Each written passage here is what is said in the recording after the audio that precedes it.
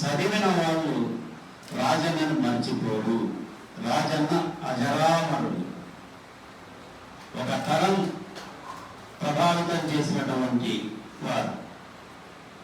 కాబట్టి పుస్తకం వచ్చిందంటే కనీసం 100 సంవత్సరాలు. నువ్వు నేను చదవకపోవచ్చు. రామాయణ మహాభారతాలు మనం చదువుతామని రాశారు వాళ్ళు. భారతం భాగవతం ఇతిహాసాలు మనం చదువుతామని రాశారా? మార్క్స్ పాశ్చాత్యం ఈ తరం చదువుతుందని అనుకున్నారా? వాళ్ళకు వచ్చినటువంటి ఆలోచనని కాగితాల మీద పెట్టారు. అప్పుడు తాటాకుల మీద పెట్టొచ్చి ఇప్పుడు కాగితాల మీద పెడుతున్నారు. వాటితో ఇన్స్పైర్ అయ్యే వాళ్ళకు చాలా మంది ఉంటారు, తరతరాలు ఉంటాయి. కాబట్టి రాజన్నను పుట్టిన జీవితం తప్పకుండా మరణిస్తుంది. జీవితంలో ట్రూత్ ఏమైనా ఉన్నదంటే, సత్యం ఏమైనా ఉన్నదంటే ఒక్కటే మరణం. మరణం ఒక్కటే సత్యం కదా. అందరూ మరణిస్తారు, కానీ జీవించే వాళ్ళు ఎవరు? అతి కొద్ది మందే జీవిస్తారు. దాంట్లో రాజన్న గారు ఒకరు. అందుకే ఆయన అందరిలాగా సంసారం చేశాడు, అందరిలాగా ఉద్యోగం చేశాడు, అందరిలాగా ఉద్యమం చేశాడు, కొందరిలాగా ఉద్యమం చేశాడు. అందరిలాగా కాదు, కొందరిలాగా ఉద్యమం చేశాడు. కానీ వారి సాహసం గొప్పది. కవిత్వం రాశారు, అనేక మంది కవులు ఉన్నారు. కానీ ముక్కు మీద కొట్టినట్టు కవిత్వం రాయడం అనేది రాజన్నకు ఉన్నటువంటి గొప్పతనం.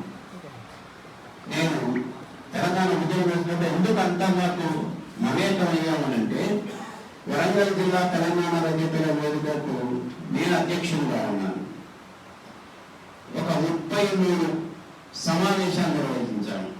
విజయటాకీశ్వరంలో ఉన్నటువంటి రాజరాజ నరేంద్ర భాషా నిలయం ఉంది కదా, అది ఎందుకంటే ఒక చారిత్రకమైనటువంటి ప్రాంతం, అక్కడే పెట్టాలనే ఉద్దేశంతో 33 సమావేశాలు ప్రతి నెల 2వ శనివారం నిర్వహించేవాళ్ళు.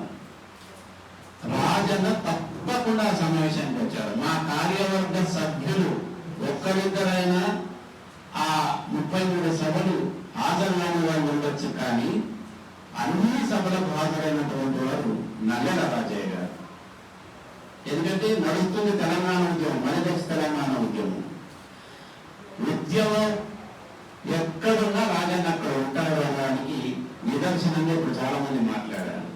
నేను ప్రత్యక్షంగా చూశాను. ఆయనతో వచ్చి ముందు కూర్చునేవాడు. ముందు నుంచి జనం వచ్చినాక జైలుకి వెళ్ళిపోయేవాడు, ఎక్కడో ఇంకో కూర్చునేవాడు. ఫస్ట్ స్టార్టింగ్ ఎవరు రాకపోయేవాడు, నేను ఆయన ఇంకో 2 కార్యవర్గ సభ్యులు ఉండేవాడు. ముందు కూర్చునేవాళ్ళం, మాట్లాడుకునేవాళ్ళం. తర్వాత నెమ్మదిగా నుంచి వెళ్ళిపోయేవాడు. ఎంత నిర్మోహమాటస్తుడంటే ప్రతి నెల ఇద్దరితో మాట్లాడించేవాడు. వరంగల్లో ఉన్నటువంటి ఒక సాహితీ సృజనకారుడు, ప్రముఖులు, గతంలో సేవ చేసిన వాళ్ళు, వర్తమానంలో చేస్తున్న వాళ్ళ గురించి 2 ప్రసంగాలు ఉండేవి. ఒకరోజు ఒక సమావేశం నడుస్తుంటే ఆ సమావేశంలో మొదటి వక్తకి ఎక్కువ టైం ఇచ్చాను, 2వ వక్త కొంచెం త్వరగా ముగించండి అని చెప్పాను. చెప్తే రాజన్న వెనక నుంచి లేచి, సార్ మీరు అట్లా అనొద్దు, మొదట ఆయనకి ఎంత టైం ఇచ్చారో ఈయనకు కూడా అంతే టైం ఇవ్వాలి. వినేవాళ్ళు వింటారు, పోయేవాళ్ళు పోతారు అన్నాడు లేచి. ఓకే అన్నాను. ఒకసారి ఆయనకు కూడా అంతే టైం ఇచ్చాను. ఇది రాజన్న అంటే కేవలం అందరిలాగా కూర్చుండి ఏదో చెవులు అటు పడేసి వినే రకం కాదు. ప్రతి విషయాన్ని పట్టించుకునేటువంటి వ్యక్తి, అందరిలో ప్రత్యేకంగా తన అభిప్రాయాన్ని నిర్మోహమాటంగా వినిపించేటువంటి వ్యక్తి రాజన్న. సదా సద్దాం అనేటువంటి ఒక పుస్తకం వచ్చింది జూలూరు జయశంకర్ సంపాదకత్వంలో. సద్దాం విడదీసినప్పుడు సద్దాం నియంతే కావచ్చు, కానీ ఆ నియంత్రణ విడదీసినటువంటి వాడు ప్రపంచ నియంత. ఆయన ఆ దేశానికి నియంత కావచ్చు, కానీ ఇక్కడ ఈయన విడదీయడానికి వచ్చినటువంటి వాడు ప్రపంచ నియంత. ఆ నియంత్రణను వ్యతిరేకిస్తూ ప్రపంచవ్యాప్తంగా కవిత్వం తెలుగు వాళ్ళమైనటువంటి మనం హైదరాబాద్ నుంచి జూలూరు గౌరీశంకర్ గారు తెలంగాణ రచయితల వేదిక నుంచి ఒక కవిత సంకలనం తీసుకొచ్చారు. దాంట్లో నా కవిత కూడా ఉంది. రాజన్న మళ్ళీ సర్దాం మీద కవితా సంకలనం తీసుకొస్తా అంటే అక్కడ ఒకటి వచ్చిందన్న మళ్ళీ ఎక్కడంటే అక్కడ అందరి కవితలు రావన్నా ఒకటి మీలాంటి ఇంకోటి ఇద్దరు ముగ్గురు రావచ్చు. వరంగల్ వాస్తవాలు ఉన్నారు కదా, వీళ్ళే తీసుకొని మన గొంతు వినిపిద్దాం. ఇది ఉద్యమ స్ఫూర్తి ఉన్నటువంటి వాళ్ళకు ఉండేటువంటి లక్షణం. వీలైనంతగా ప్రజల్లోకి వెళ్ళిపోయేటువంటి వార్తను మూలమూలలోకి వెళ్ళిపోవాలి. గొంతున్న ప్రతి వాళ్ళు గొంతు విప్పాల్సినటువంటి అవసరం ఉన్నది అని అనుకునేటువంటి లక్షణం ఉన్నటువంటి వాడు రాజన్న. మరి అక్కడ పడకైతే మళ్ళీ ఇక్కడ ఇస్తే ఎట్లా అన్నాను నేను. ఏం కాదు ఇచ్చేయన్నా, ఏదో అక్కడ చదువులు ఇక్కడ చదువుకుంటారు అన్నారు. ఆ పుస్తకం అందుబాటు లేని వాళ్ళు. బట్టి మామూలుగా కవికి ఏమనిపిస్తుంది, వాళ్ళ దగ్గర అచ్చయిందని ఇక్కడ ఎందుకు అనిపిస్తుంది. పైగా ఈ ఇట్లాంటి కవిత్వం ఆ దేశజాలు ఏం పెట్టుకున్నటువంటి వ్యక్తి రాజన్న. రెండవది సాయిబాబా మీద సంకలనం తీసుకొచ్చారు. నేను ఆర్ట్స్ అండ్ సైన్స్ కాలేజ్ ప్రిన్సిపాల్గా ఉన్నాను. అక్కడికి వచ్చారు. వచ్చి అన్నా నేను తలా ఇంత వసూలు చేసి పుస్తకం తీసుకురావాలనుకుంటున్నా, మీరు కూడా ఇవ్వాలి అన్నారు. సరే మొదటి టీ తాగిన తర్వాత ఆ పుస్తకం ఎంత ఇవ్వమన్నాను. అది నేను అడుక్కుంటానే, నువ్వు ఎంత ఇస్తావో నీ ఇస్తావని అన్నాడు. నువ్వు ఎంతో చెప్తే నేను ఇస్తాను అనేది ఆయన అమౌంట్ చెప్తాను, దానికంటే ఎక్కువ ఇచ్చాను నేను. అలా చాలా సంతోషం అన్నాడు. అంత రాజన్న నేను ఒక విషయం అడుగుతాను, ఏమనుకోవాలంటే అడుగు అన్నాడు. సంవత్సరం క్రితం అనవసరంగా ఆర్ట్స్ కాలేజీ బదనాం చేసే పని చేసిన నువ్వు. మీ వికలాంగుల కోసం నేను ఒక హాల్ ఇచ్చాను. ఆ హాలు బ్యానర్ పెట్టారు. రాత్రి ఆర్గనైజ్ వచ్చి బ్యానర్ పెట్టాడు. ఆ హాలు కాలిపోయింది. తెల్లవారితే మళ్ళీ సమావేశం. హాలు కాలిపోతే మొత్తం రాష్ట్రం అంతా మెసేజ్లే. ప్రిన్సిపాల్కి వస్తున్నాయి, యూనివర్సిటీ వస్తున్నాయి. ఎట్లా కాలిపోయింది ఎట్లా కాలిపోయింది. రాజన్ ఏం చేసిండు, ఒక్కడే బ్యానర్ పట్టుకొని ఆర్ట్స్ కాలేజ్ ఆడిపోయే ముందు నిలబడ్డాడు. ఎక్కడ ఎవరు లేరు. నాకు మా సెక్యూరిటీ గార్డ్స్ సార్ ఇట్లా ఎవరు ఇట్లా నిరసన వ్యక్తం చేస్తున్నారు రాజయ్య గారు అంటారు. ఆయన పిలిస్తే ప్రిన్సిపల్ ఆఫీసర్ కూర్చుంటాడు. దానికి నిజ నిర్ధారణ కమిటీ వేయాలి, ఎందుకు గాలిపో చెప్పాలి, ప్రజా ఆస్తులు కాలిపోయినాయి, ఎట్లా కాలిపోయినాయి చెప్పాలి. దాన్ని కట్టిన వాళ్ళు ఎవరు ఆయన తెలుసు, అవన్నీ తెలుసు ఆయనకి. నేను పిలవాలయ్యా, ఆయన ఏమని చేసుకుని వినడు ఆయన మాట అని చెప్పేసి అయిపోయింది. పోలీసు వాళ్ళు వచ్చి పట్టకపోయింది. తర్వాత ఎట్లా ఉంటుంది మేడం ఉంటుంది. నా భయం ఏంటంటే ఈయన మేడం పట్టు లేకుంటే ఎవరికి ఇవ్వనివాడు. అటు ఆడుతూనే ఉన్నది, ఈ క్లాసు రూమ్లో ఏమో మీటింగ్లు నడుస్తున్నాయి. మీరు ఇస్తేనేమో పై అధికారి ఎందుకు ఇచ్చినామంటారు. వీళ్ళు పోయి అడుగుతారో ఆయన అన్ని నన్ను ఇస్తున్నారా, ఆయన ఇస్తామంటారు.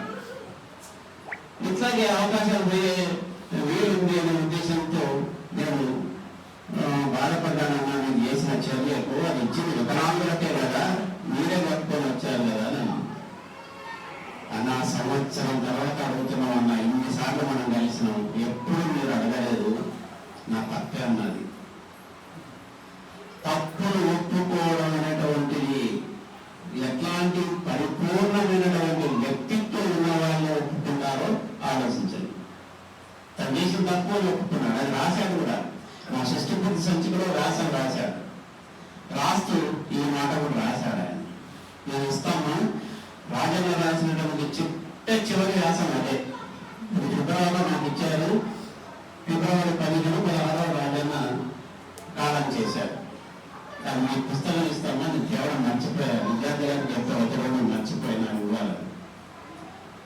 అట్లాంటిది రాజన్న. అందుకే ఉద్యోగం అందరూ చేస్తారు. ప్రభుత్వ సంస్థలో ఉన్న వాళ్ళని ఎవరికొవరికి భయపడక తప్పదు. ఎందుకంటే వెనక కుటుంబం ఉంటుంది, ముందు ఫ్యూచర్ ఉంటుంది, కెరీరిజం ఉంటుంది, మా భవిష్యత్తు మాకు ఉండాలని ఉంటుంది. ఇవన్నీ ఏమీ లేని వాడు రాజన్న. ఆ 33 సభలు చేసుకున్నప్పుడు ప్రతిసారి అన్నా నువ్వు రాజరాజేంద్ర భాష లేవని ఇన్విటేషన్ రేపు ఏ వేయాలంటే పాల్గొట్టు స్వామివారి నిలయం అని వేయమంటారు. వాళ్ళు ఏలో వాళ్ళు ఇక్కడ సమదర్పంటే ఈజీగా ఉంటుంది. కానీ ఆయనే ఒక అట్ట మీద రాసి రోజు తీసుకొచ్చాడు పెట్టేవాడు. పాల్కొట్టి సోమనాథుడు నిలయం. పాల్కొట్టి సోమనాథుడు తెలంగాణ కవి. తెలంగాణ సాంఘిక విప్లవ మొట్టమొదటి తెలుగులో మొట్టమొదటి సాంఘిక విప్లవ కవి.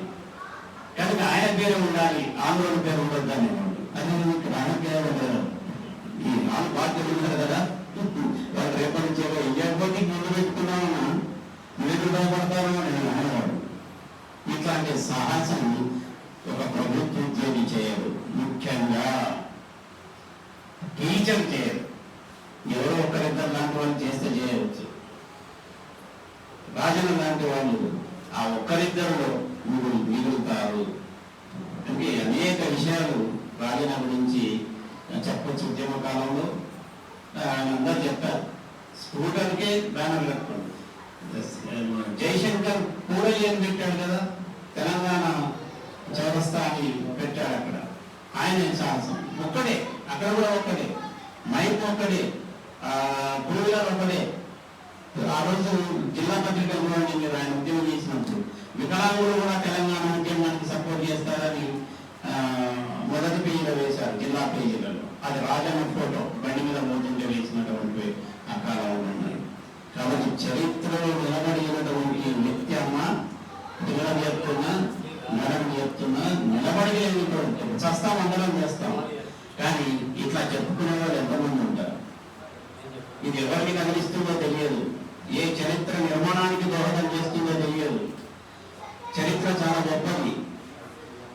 రాజన్న ఒక ఇటుకై ఉంటాడు ఈ చరిత్రలో, తప్పకుండా ఉంటాడు. వరంగల్ చరిత్ర చెప్తున్నప్పుడు, ఉద్యమ చరిత్ర చెప్తున్నప్పుడు రాజన్నను అజరామరంగా ఉంచేటువంటి పుస్తకం తెలియజేస్తూ, దీనికి ప్రధాన సంపాదకులుగా ఉన్నటువంటి చంద్ర గారిని, మిగతా సంపాదక వర్గాన్ని అభినందిస్తూ నాకు ఈ అవకాశం ఇచ్చినందుకు ధన్యవాదాలు తెలియజేస్తున్నాను.